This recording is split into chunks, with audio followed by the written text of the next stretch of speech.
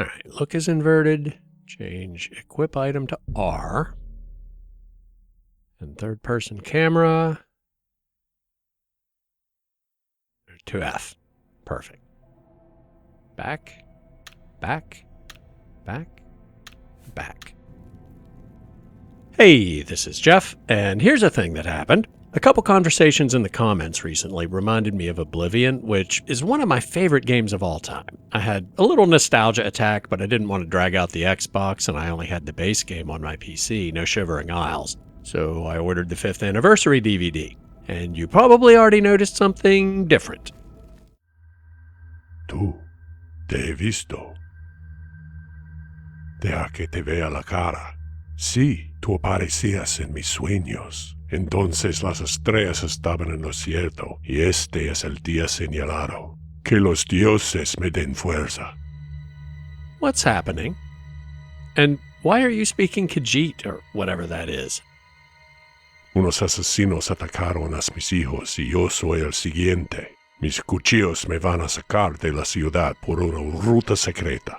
Por suerte, la entrada a esa ruta de escape parte de tu celda. Who are you? Why am I in jail?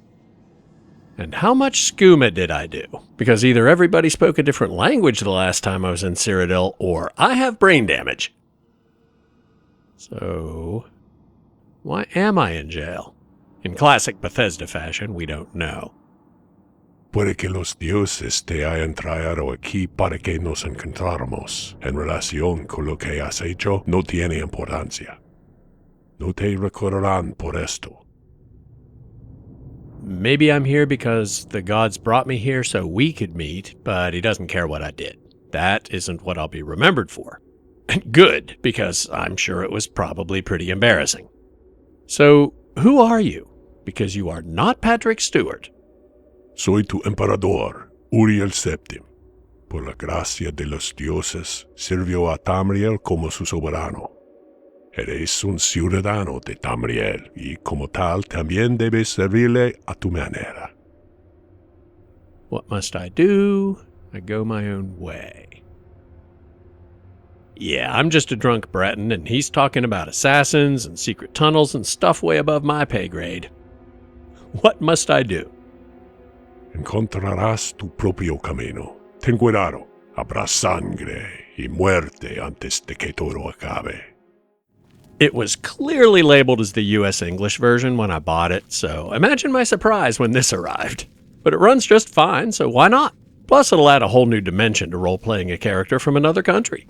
I mean, lore-wise, everybody speaks the official Imperial language, but a lot of characters from other provinces seem to be bilingual. Not sure about Bretons. Anyway, the Emperor is fleeing an assassination attempt, and lucky for us, his escape route was through our cell. He saw us in his dreams and thinks we'll play a part in saving the world, but his guards want us to keep our distance, so we will. It was very kind of the game to autosave there, because we don't have any weapons or armor yet, and if you charge right in to help them, it might end badly. A problem I hope some quick looting might solve, but that's right, the assassins used conjured weapons. Tutorial message. Press R to prepare your weapons or fists. That's oddly phrased. Right trigger to push left button, the trigger to push right button blocks. It's either a grammatical structure I'm not familiar with, or there was a slight cut and paste error when they were translating the instructions for controller versus mouse, but left button swings, right mouse button blocks. Weak potion of healing, better than nothing. The robes are not. Value 0, weight 3, no armor rating, and no item health because they're not armor, just useless weight. Captain Renault, on the other hand, steel short sword. Her sacrifice was not in vain. And we'll be needing it immediately. Equip that. We'll talk about stats in a minute. Right now, equip the sword.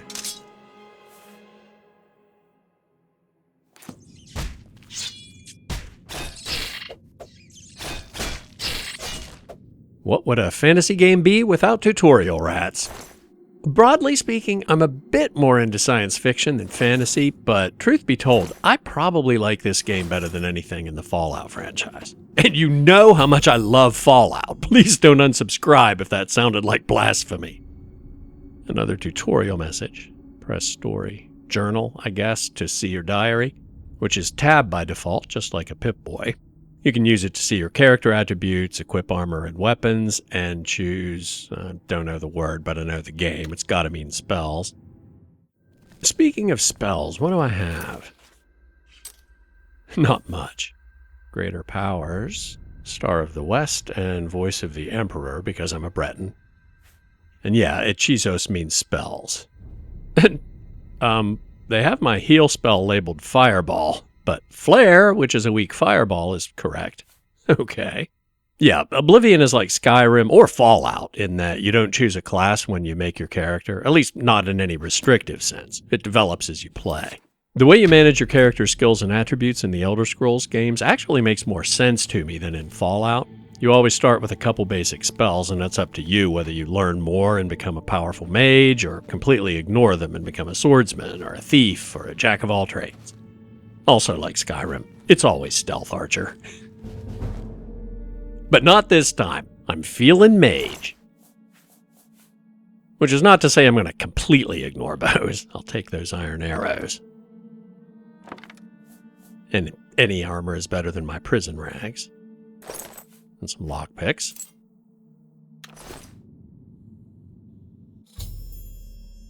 Bow tutorial. Now that you have arrows, get the bow and practice using it. Iron bow, and there's a chest. Another tutorial message. To use a bow, you need to have a bow and some arrows equipped. Go into your inventory and equip them now. Okay, let's do that.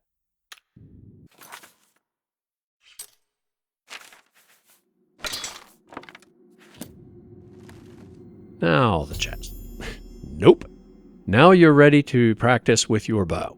The bucket near the well will serve as a target. Hold the left trigger to take out an aim. Release the trigger when you're ready to release. More controller versus mouse confusion. But yeah, I know I have a slightly eccentric control mapping preference, but even I don't change that. It may or may not tell us later that the longer you hold, the more damage you do. It's not so much a charged shot as a penalty if you try to fire without pulling the bowstring all the way back.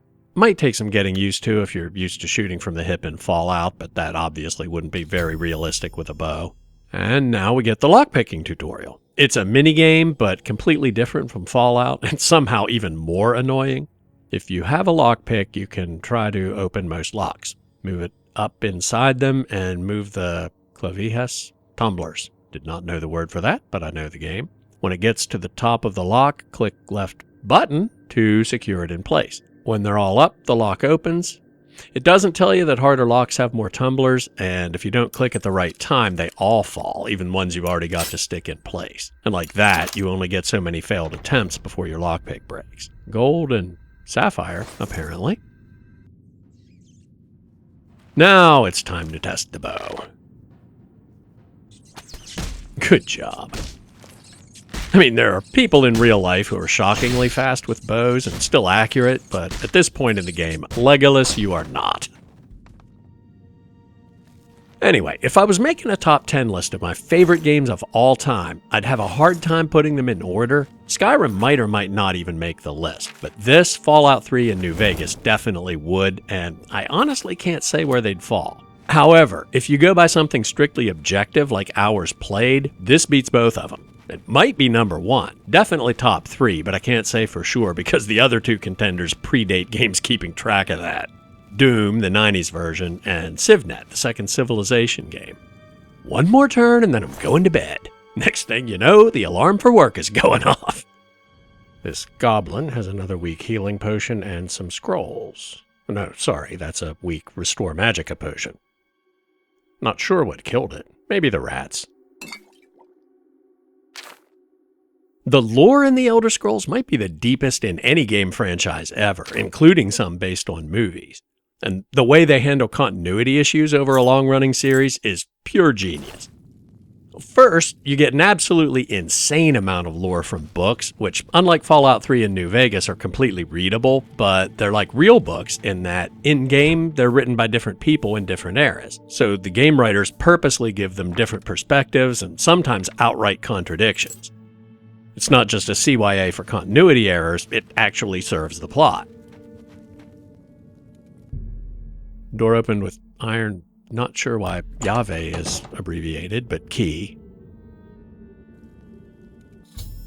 Now practice throwing spells. Press the top front button to cast your selected spells. Sorry, it's the C key. If you want to change spells, press the Control to see your journal again. Now, what was I saying? Right, continuity errors and how the in-game books make it clear that a lot of the lore has an unreliable narrator. But as far as the lore established by what the player can actually see and do in each game, there are the titular Elder Scrolls. For crying out loud. Click the spell icon on the lower part of the journal to see the magic label. Tab. Anyway, Elder Scrolls are rare, extremely powerful artifacts that seem to interact with nonlinear time and obviously figure into the plot. Using one typically causes unforeseeable and often significant side effects in multidimensional reality and sometimes time itself. So if the next game presents things slightly differently than you remember, it's probably because you read a damn Elder Scroll in the last one. Protagonists. I'm certainly not going to tamper with eldritch powers I don't comprehend. Yet. And while that is a convenient way to explain continuity errors, it's the literal name of the franchise, so it's clearly not just a thin excuse for retcons. Now, the heavier your armor, the less effective your spells are, but we only have a couple healing potions and a weak heal spell, so I think I'm going to use it. At least until we have some better options for damage resistance. And I'm learning the word for armor pieces. Coraza is cuirass and grebus is greaves. And I'm sure that'll come up in conversation a lot. Zombie. The ones in the tutorial aren't too bad, but don't be fooled. The ones that spawn after this can be nasty. Destruction improved. That's what I meant about the skill system. Your magic level is very low, you might not be able to cast spells. Magic recovers only slowly, or you can increase it by drinking potions or sleeping. The blue bar in the lower part shows your current magic level. Anyway, when our discretion went up, that's what I meant about the skill system making more sense. In Fallout, you can go the whole game and never touch a terminal, but if you put enough points in science when you level up, you'll still be able to hack very hard terminals. Here, you raise your skills by actually using them, so if you never use a bow, you'll never be any good at it. Well, there are skill books and trainers, but they come into play a little later in the game. When you improve enough skills, you level up, and instead of skill points, you get attribute points. You apply them to your primary attributes, what would be your special stats in Fallout, and the amount you can add to a given attribute depends on what skills you used. It's a very cool system. Another cool thing is how armor and clothing work. I should have mentioned when I equipped the armor. The way you could equip separate tops, bottoms, and shoes in Coito Ergo Sum used a system that Fallout 3 and New Vegas inherited from Oblivion, but wasn't really used except by mods. And speaking of mods, not that I can't do a pure gaming video that has nothing to do with modding now and then, but I have one of mine installed right now. Don't get too excited, just some outfits, purely cosmetic. Gameplay-wise, they're exactly the same as any vanilla clothing items, and unlike some of the things in Coito Ergo Sum, they're completely work-safe. And we won't even see them until we get to Breville. But I might have a plausible in-game excuse to use them. I'm leaning toward a no-armor build, and once we're able to enchant our own items, you can stack a ridiculous number of buffs by wearing the right combination of shirt, pants, boots, gloves, and so on. Not that I couldn't use any of the readily available vanilla clothing items, even my prison rags, but the name of the channel is Belthan's Mods. Restoration improved. This isn't the first game I ever modded, well, not by far, but it is the first one I published a mod for on the Nexus. True story, modding is actually what steered me into a technology career back when I was in college. The library had a few computers and a bunch of software, including some games. One of them was a Star Trek game, very primitive. And it bugged me because the Enterprise only had 10 photon torpedoes, and I'd seen them fire more than that in one mission on the show. So I checked out a couple books on programming and fixed it. Fast forward a day or two, a couple guys are watching me play, and they ask how I got more photon torpedoes, so I explain. Well, turns out they're computer science guys, and they ask why they never saw me in any classes, and I say, probably because I'm a music major. Bit of a deer in the headlights look, and they're like, so ever think about changing your major? Fast forward a year or two, and I did. Fast forward a few more decades, And the first mod I ever published on the Nexus was the one I have installed right now. Stealth increased. I am not going to be a stealth archer. Maybe a stealth mage. And light armor improved, because I'm learning how to get hit.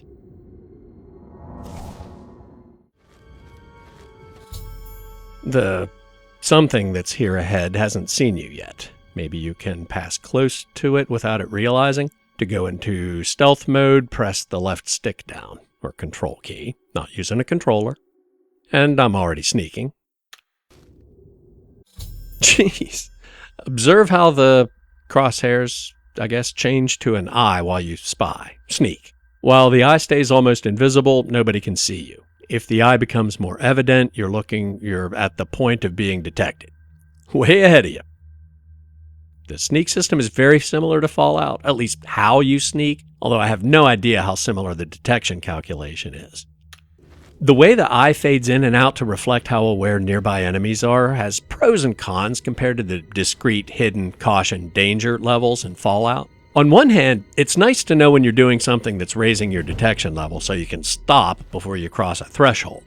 On the other hand, there's no explicit caution state, so you never know for sure if someone has gotten suspicious enough to start searching. Full bright is basically the same as danger in Fallout, but I like to keep it nice and dark. This goblin has no idea we're here.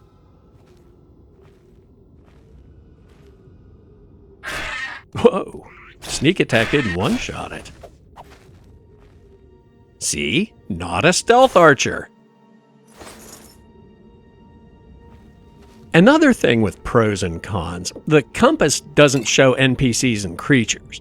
The main problem it causes for me is that you can't tell friend from foe at a distance, which I guess is more realistic, but it means you either walk up to a lot of people like, hey, are we cool? And they're like, nope. Or you murder the occasional innocent bystander. Alchemy tutorial. You found a mortar and pestle?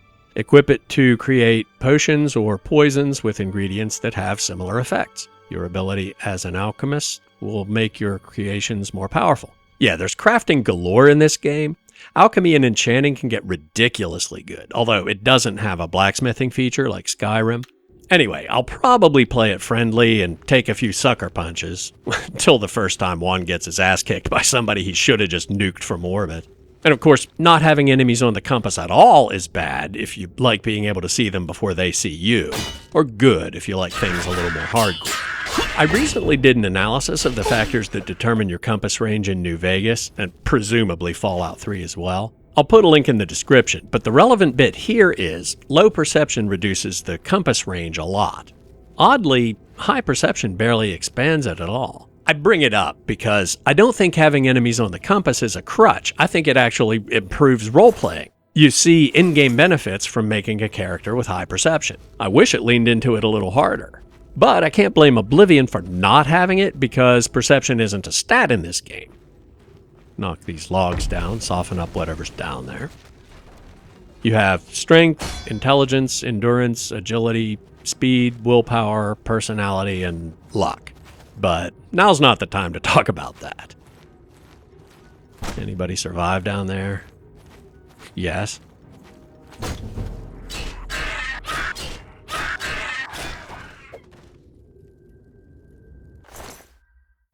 Stone walls means we're almost back to the Emperor's escape tunnel.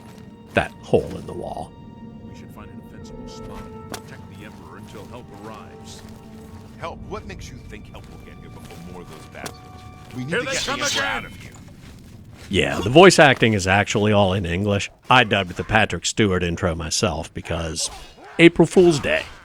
But they really did ship me the Spanish version of the game by mistake, which isn't exactly why I'm not playing any more of this.